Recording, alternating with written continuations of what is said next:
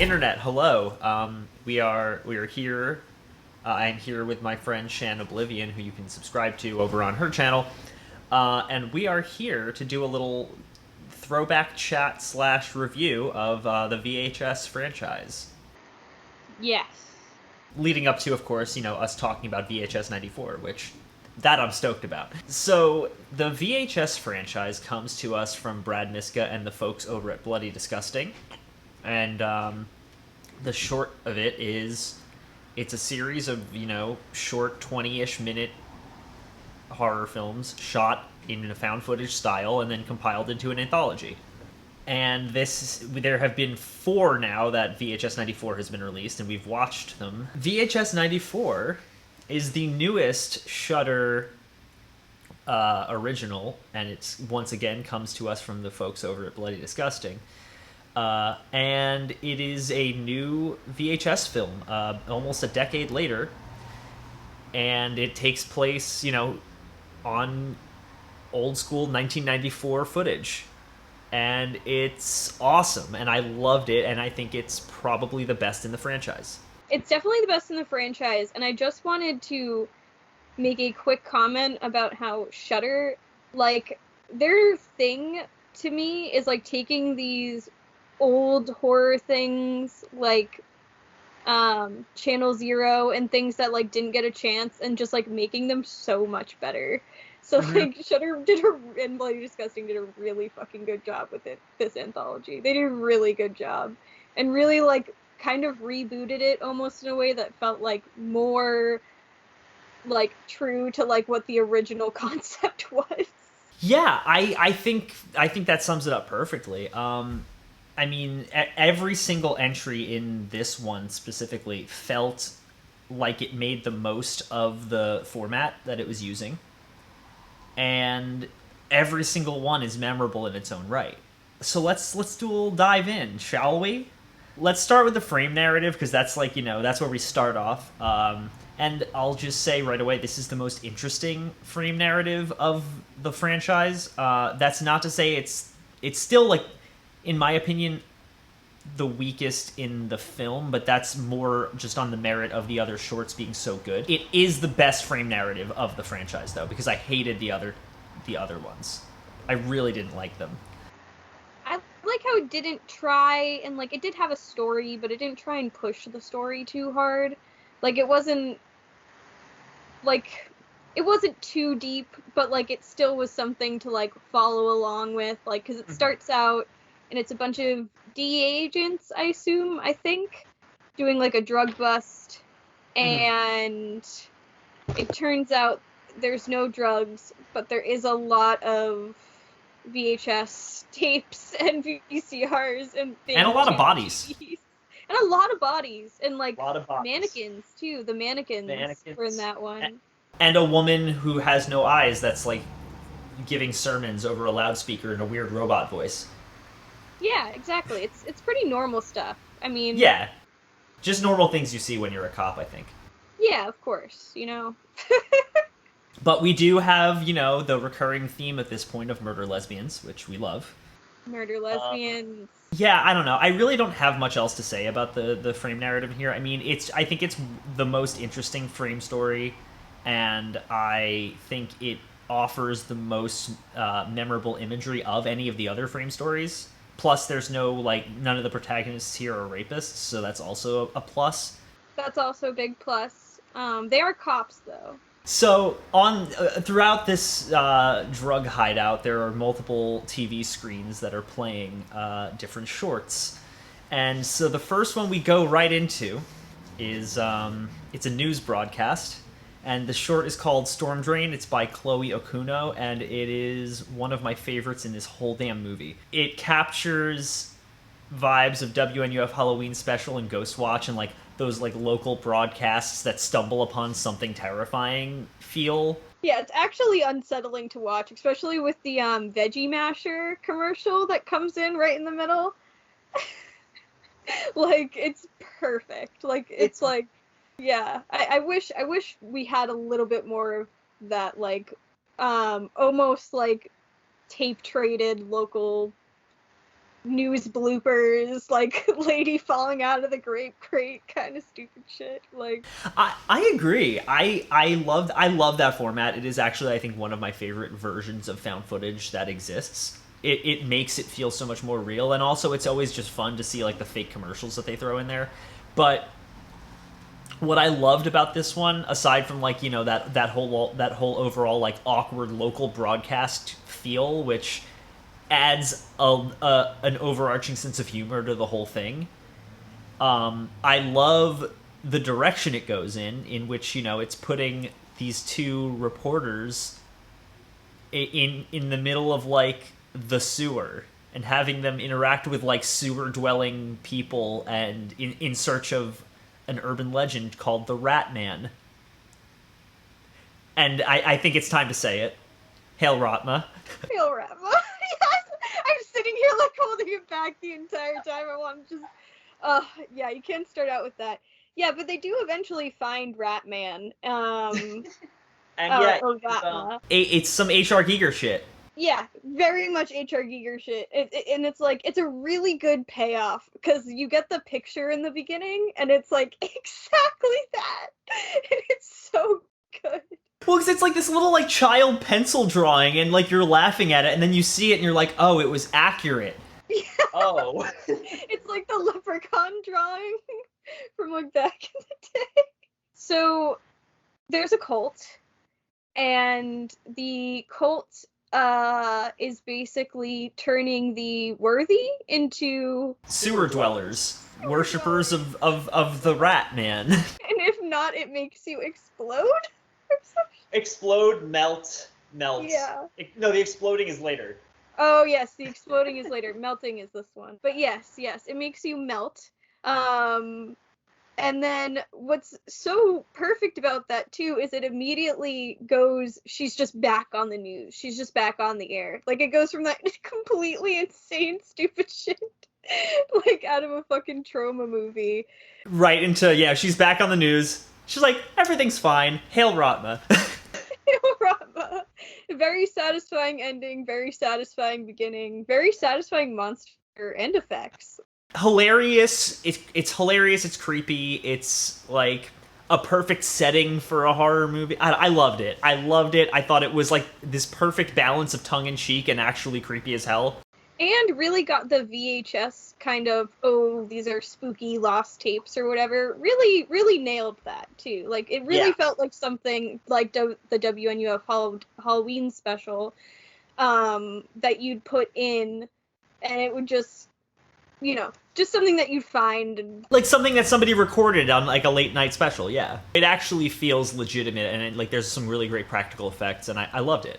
And speaking of great practical effects, the second short, which is my favorite in this movie, is by Simon Barrett, who, you know, has written a lot of Adam Wingard stuff over the years, and also, you know, directed a few movies this past year. It's called The Empty Wake. It is a pretty basic concept. So there's a woman who has been given the responsibility of managing a wake for somebody in the middle of a night, in the middle of like a borderline apocalyptic storm, by herself. No one has shown up to this wake, and no one really knows anything about the dude in this coffin aside from the fact that he is mangled beyond belief.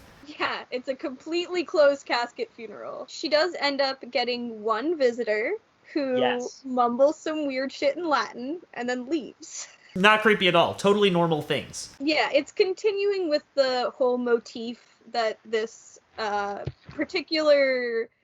this installment of VHS seems like it has like a cult kind of thing going on.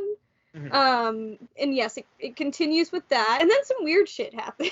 Weird shit happens, and honestly, it's this one creeped me the hell out because it's already a terrifying environment just right off the bat. An empty funeral home with a body in a closed casket. A closed casket that keeps moving, mind you. Horribly mangled as well. Like, there's no way this guy could have actually lived. And then, you know, weird stuff starts happening. The power starts going out. The one person who shows up makes a quick little one-off comment that there's a tornado warning. Also, the casket keeps moving and making sounds. And it's just, it's such a simple concept, but it is terrifying. and I love that. And it gets like it's one of those perfect examples of like it just keeps building and building and building and building until you hit that, that crescendo at the end where everything happens at once and it's super intense. Yeah, you're like, which thing is going to get her? Is it the storm or is it the body? It's unnerving as hell, and I mean, I think the visuals of that one, the horror visuals of that one, the practical effects of that one, very impactful and very memorable for sure. And yeah, props to Simon Barrett, because I think that is my favorite of this anthology. I still want to say Storm Drain is my favorite because Hail Ratma, of course. But there's one more coming up that I really liked as well. There's a couple more coming up that I liked. All of them, in fact. Yeah, it's hard to pick. So from The Empty Wake, we go into a short called The Subject, which is once again by Timo Tchajanto. The only way you can sum this short up is Tetsuo the Iron Man meets Doom, the game. And yeah, it's batshit insane. There is some insane body horror. Basically, we are seeing all of this from the perspective of a test subject of a mad scientist who wants to hybridize man and machine. Have you ever seen Hellraiser 3? No, okay, pause that right there, because listen, if the camera head Cenobite from Hellraiser 3 looked as cool as anything in this movie, I would not hate Hellraiser 3 the way that I do. Yes.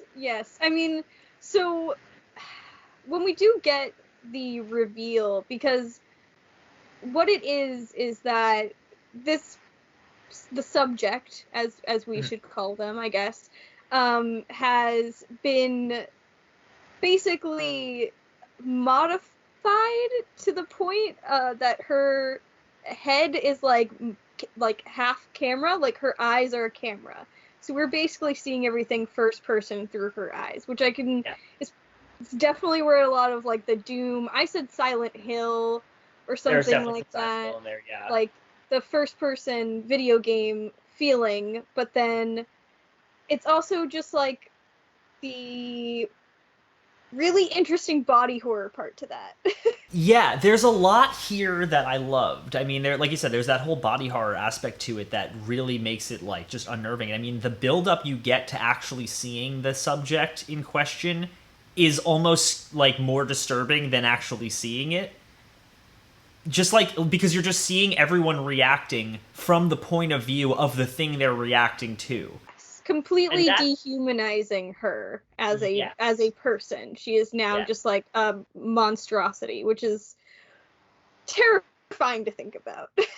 Yeah, who cannot advocate for herself either. She can't like speak. The only way she advocates for herself pretty well in the end, I think. I think so, yeah. Basically, this movie, or this short, just balls to the wall insane. Like I said, it's like a Doom short film.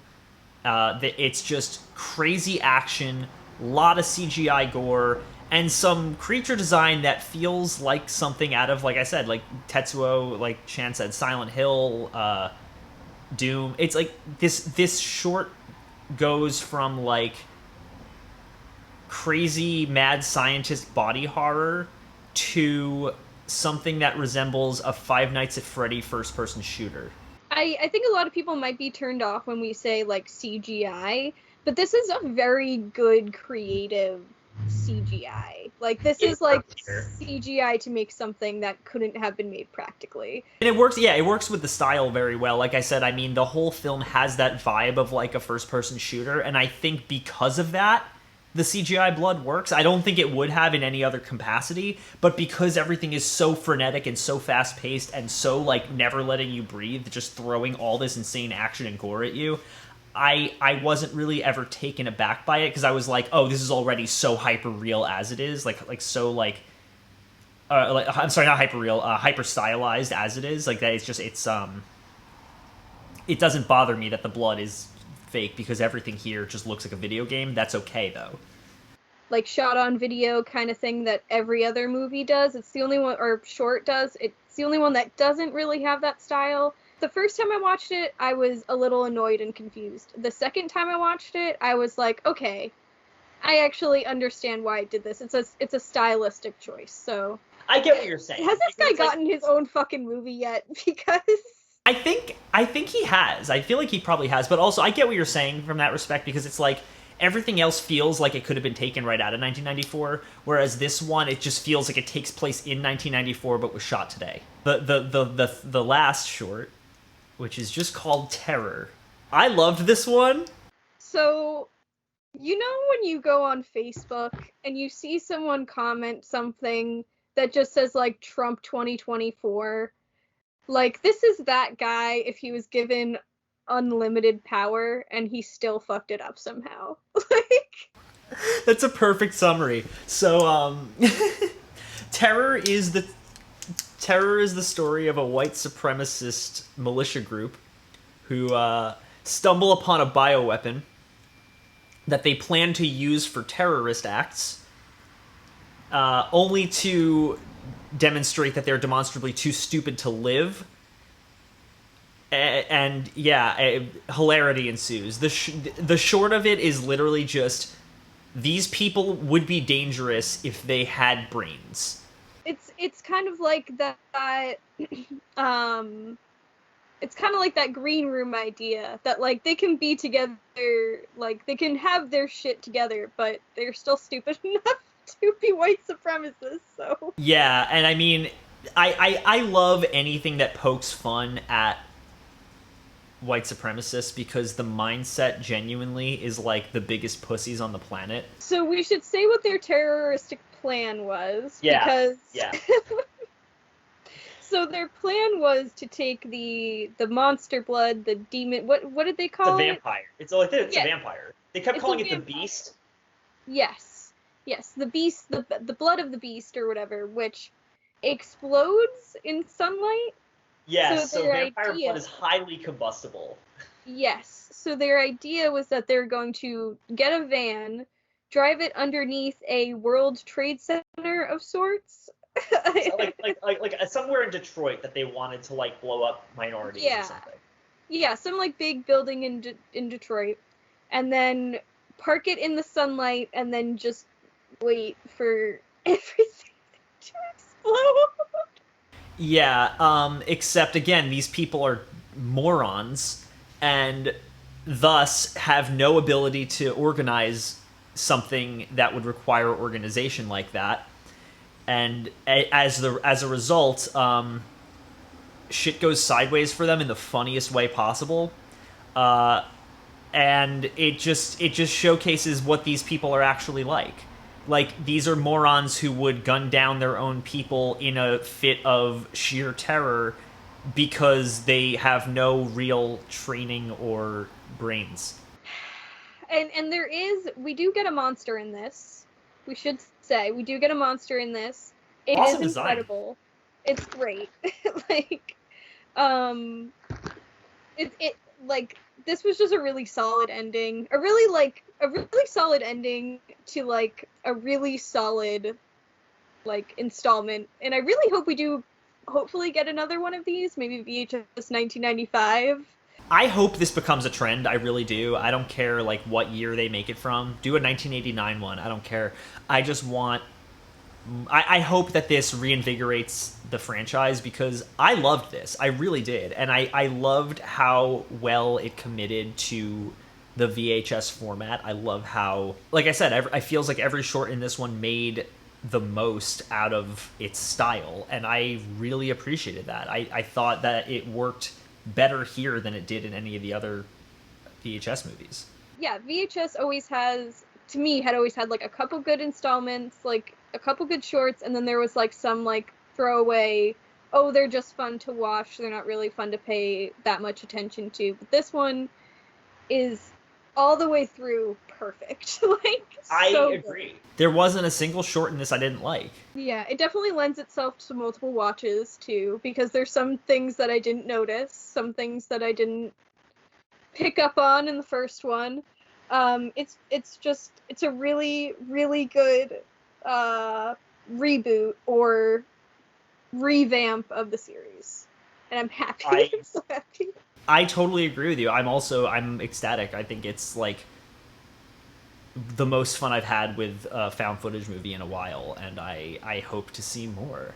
So, yeah, if you haven't checked out VHS 94 and you have Shudder, I would recommend doing so. It's very, very cool, a lot of fun. And if you haven't subscribed to Shan's channel yet, that's Shan Oblivion. You should go look her up. She does really cool work. And as always, you know, if you like this channel and you want to see more and you want to talk about VHS, chime in down below. Hit the thing if you want to get notified when I upload. And once again, one more time, Hail Rotma. Hail Ratma. Hail Ratma. Oh!